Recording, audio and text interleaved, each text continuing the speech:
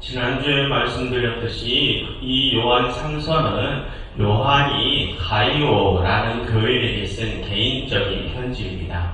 그 개인적인 편지를 시작하면서 요한은 그동안 가이오가 어려운 형제들을 잘 돌보면서 진리 가운데 행했던 모습에 대해서 칭찬했습니다.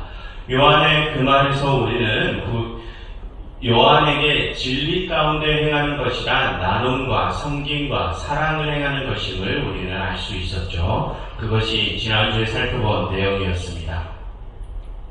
그리고 오늘 요한은 이 편지를 쓴 주 목적을 이야기합니다. 그 목적은 다른 형제를 가이오에게 부탁하기 위해서죠. 그럼 오늘 요한은 누구를 또 무엇을 그 가이오에게 부탁하려는 것일까요? 이제 그것을 알아보겠습니다. 먼저 5절을 보십시오. 요한은 사랑하는 자여 내가 무엇이든지 형제 곧 나그네 된 자들에게 행하는 것은 신실한 일이다 라고 하죠. 가이오를 칭찬합니다. 그동안 가이오는 어려운 형제들을 돌보았습니다. 그래서 지금 요한은 그런 가이오의 행적을 칭찬하는 것이죠.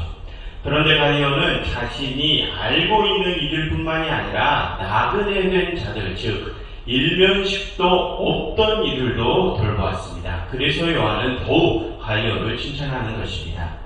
그럼 여러분, 그동안 가이오는 그 나그네 된 자들을 어떻게 돌봤을까요? 이따 8절에 가서 보시면 알게 되실 것인데, 먼저 말씀드리면 그 가이오는 그 나그네 된 자들을 자신의 집으로 영접해서 그들을 돌보았습니다. 그래서 이번에 6절을 보시면 그렇게 가이오에게 도움을 받은 그 나그네들이 교회에 가서 그 가이오의 선행을 증언했죠. 그래서 요한이 그 소식을 듣고 지금 가이오를 칭찬하고 있는 것입니다. 그리고 6절 하반절을 보시면 요한은 그렇게 가이오를 칭찬한 뒤에 네가 하나님께 합당하게 그들을 존성하면 좋으리로다 라고 말을 하죠. 무슨 뜻입니까? 마지막까지, 그 나그네들이 가는 마지막까지 지극히 잘 보살펴 주라는 것입니다. 그처럼 요한은 그 가이오에게 일면식도 없는 그 나그네들을 마지막까지 잘 돌봐주기를 부탁하기 위해서 이 편지를 쓴 것입니다. 그럼 여러분, 지금 요한이 가이오에게 부탁하는 그 나그네들의 정체가 무엇일까요? 그리고 요한은 왜 그 가이오가 그 나그네들을 마지막까지 잘 영접해 주기를 청하는 것일까요? 여러분, 방금 5절과 6절에서 요한은 가이오에게 나그네 된 자들을 마지막까지 잘 돌봐주라고 부탁했습니다. 그리고 그 다음 7절에서 요한은 왜 가이오가 그 나그네들을 돌봐줘야 하는지 그 이유를 설명하죠. 7절에서 그 이유는 그들이 주의 이름을 위하여 나가서 이방인들에게 아무것도 받지 않았기 때문입니다. 여러분, 여기서 우리는 그 나그네들의 정체를 알 수 있습니다. 그들은 주의 이름을 위하여 일하는 자들입니다. 그런데 주를 위하여 어떤 일을 하는 사람들이냐? 이방인들에게 주의 이름을 전하는 자들입니다. 즉 복음 선파자들, 복음 전파자들, 선교사들이라는 것이죠. 그 선교사들이 지금 가이오의 집에 머물고 있는 나그네들입니다. 그런데 요한은 왜 가이오가 그 선교사들을 마지막까지 잘 영접해야 한다고 합니까? 7절 하반절을 보시면 그 선교사들이 이방인들에게 주의 복음을 전하고 그 이방인들에게 아무것도 받지 않았기 때문입니다. 즉 지금 가이오의 집에 머물고 있는 그 선교사들은 불신자들에게 주의 복음을 전하면서 자비량 선교를 하고 있는 것입니다. 여러분, 그렇게 자비량 선교를 하던 방식은 요한과 바울 계열의 선교사들의 특징인데요. 여러분, 이전에 고린도 전후서에서도 살펴보았듯이 바울도 역시 그에게는 복음을 전하고 그에 대한 합당한 사례를 받을 권리가 있음에도 불구하고 그것을 포기하는 모습을 보였죠. 주의 사역자들은 원래 복음 전파에 대한 사례를 받으면 안 되는 것이 아니라 그의 합당한 사례를 받을 권리가 있음에도 불구하고 스스로 그것을 포기한 것입니다. 여러분, 예수님께서는 당신의 일꾼들을 세상으로 파송하시면서 그들이 복음을 전파하고 그에 대한 합당한 사례를 받을 권리를 제정해 주셨죠. 그것은 학교 선생님이 아이들에게 지식을 가르치고 그 아이들을 또 돌보고 그러면서 그에 대한 합당한 대가를 받는 것과 동일한 이치입니다. 그래서 예수님께서는 당신의 일을 하는 사역자들 또한 그에 합당한 대가를, 사례를 받을 권리를 제정해 주셨습니다. 하지만 바울과 요한 계열의 선교사들은 스스로 그들에게 주어진 그 권리를 포기했습니다. 왜 그랬습니까?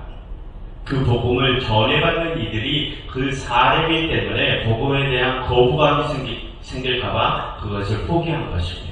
그래서 바울과 요한 계열의 선교사들은 불신자들에게 그 어떠한 대가도 받지 않고 자비량 선교를 한 것입니다.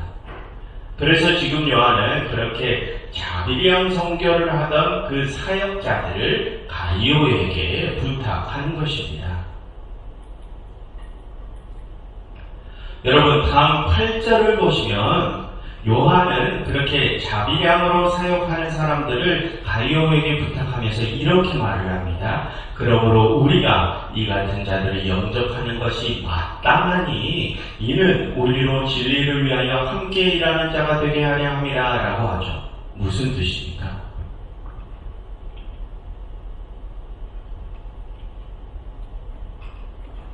여러분, 지금 요한은 그렇게 자비량으로 사역하는 자들을 돕는 것이 마땅하다고 하죠. 그럼 여러분, 그렇게 그들을 도와야 하는 사람들이 누구입니까?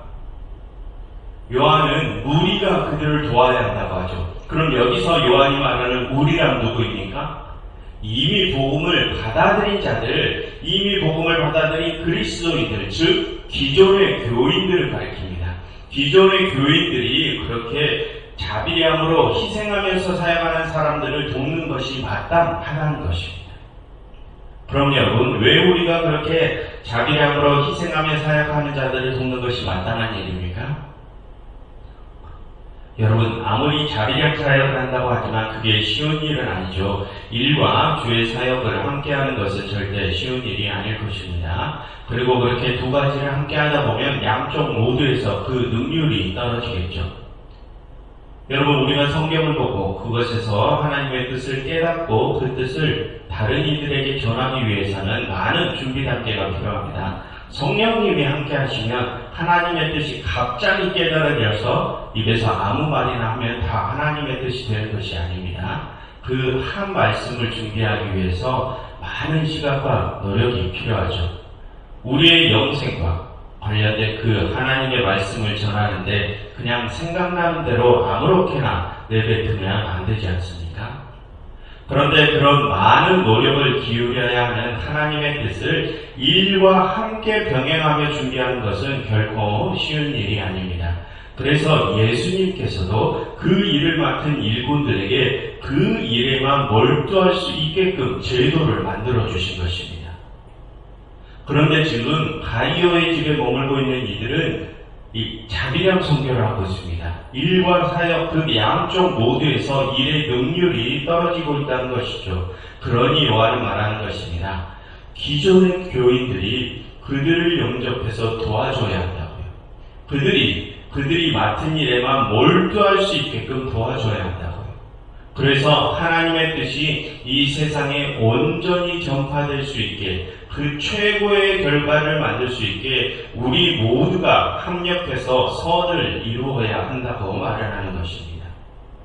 여러분 8절을 다시 보시면 그러므로 우리가 이 같은 자들을 영접하는 것이 마땅하니 이는 우리로 진리를 위하여 함께 일하는 자가 되게 하려 함이라 라고 하죠.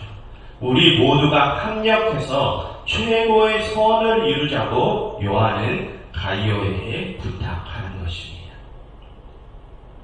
여러분, 주의 일을 하는 사역자들이 교인들과 새롭게 복음을 받아들일 이들을 위해서 자신의 것을 희생하는 일은 그 사역자들이 해야 할 마땅한 일입니다. 왜냐하면 예수님께서 우리를 위하여 그렇게 아무런 대가 없이 희생하셨기 때문이죠. 그런데 여러분, 그렇게 사역자들이 예수님의 모범을 따라서 자신을 희생하면 그 뒤에는 어떤 일이 뒤따라야 합니까? 그들의 희생을 채워줄 또 다른 희생이 뒤따라와야 합니다. 그 사역자들의 희생을 메꿔줄 교인들의 희생이 따라야 한다는 것이죠. 왜 그렇습니까? 그렇게 되었을 때 주의 일에 최고의 능률이 오르기 때문입니다. 그렇게 우리는 서로 합력하여 최고의 선을 이루는 것입니다. 그처럼 요한은 주의 일을 하는 사역자들만이 희생해야 된다고 말하지 않습니다. 그들의 희생을 뒷받침해줄 교인들의 희생도 뒤따라야 한다고 말을 하죠. 여러분, 다른 형제, 다른 사람들을 보고 다른 형제의 희생을 보고 당연하다는 뜻이 여기며 그들의 희생을 남일처럼 바라보는 이들은 아마 참 교인이 아닐 수 있습니다. 다른 형제의 희생을 보았으면 그를 위해 나의 희생도 있어야 하는 것이죠. 그렇게 서로가 함께 희생하며 힘을 합하는 모습이 주님을 머리로 한 지체들입니다.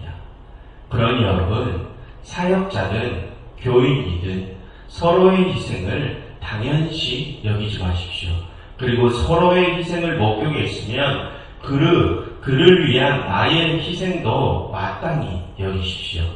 그렇게 우리 모두가 서로 합력하여 주님께서 뜻하시는 최고의 선을 이룰 수 있기를 간절히 소망합니다.